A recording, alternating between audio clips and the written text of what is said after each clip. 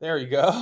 Flaky, crispy, buttery flake. Hi guys, welcome back to Random Recipes, where I make a random recipe from a book of your choosing. Your pick in the poll for this week's video was Cheryl Day's Treasury of Southern Baking. Looks really good. Also, it seems like you guys really like the physical cookbooks as well as my library picks, so I think this is here to stay. Thanks for the feedback. All right, you guys know the deal. I have the book here. Let's flip through the pages and see what we get. Sweet potato biscuits.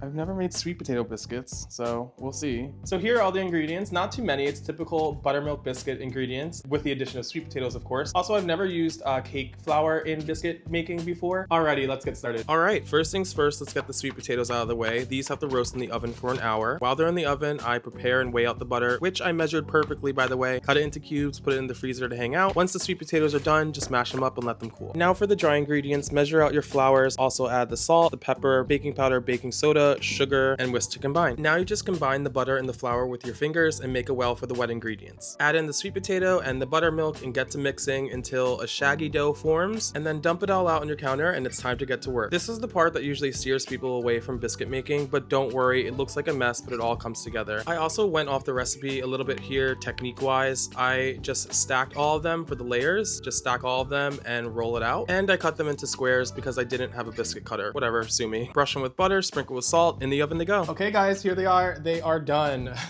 They look super flaky and really nice. Look at all the layers. It looks really cool. I'm gonna break one open for you right now so you can see. It says they're best when they're hot out of the oven. So I don't wanna burn myself, but there you go. Look at that. Flaky, crispy, buttery flake.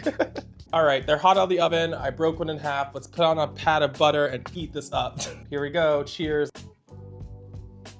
Okay, these are really good. Sure, like biscuits don't excite me the same way as a cake would, obviously, but you can tell how much work and love went into these biscuits when making them by hand. It's just so delicious. Some notes here as I keep eating. I don't taste any of the sweet potato, honestly. Maybe I didn't use enough. It called for 2, but maybe mine were just small. Also, I noticed in the cookbook, hers kind of looked a little bit more orange than mine do right now, so maybe there was a lot more. Maybe it was better incorporated into the dough. But this just tastes like a buttermilk biscuit to me. It's good with or without the sweet potato. So will I make these again? Yeah, absolutely. I'll make the plain buttermilk version. There's not much of a difference other than the sweet potato, but I'll go with that recipe instead. It's very good. I will make this again. These biscuits are gonna be so good for breakfast with like eggs or something in the morning, some bacon, maybe biscuits and gravy, why not? So there you have it, sweet potato buttermilk biscuits. It was really good. I highly recommend you make it at home. Thanks so much for watching, guys. I really appreciate it. If you enjoyed this video, please give me a like and a comment down below. As you know, I post polls on Instagram every Wednesday and I upload videos every Sunday, so keep your eyes out and give me a follow to catch the next one. Thanks you guys, till next time. Okay, thanks, bye.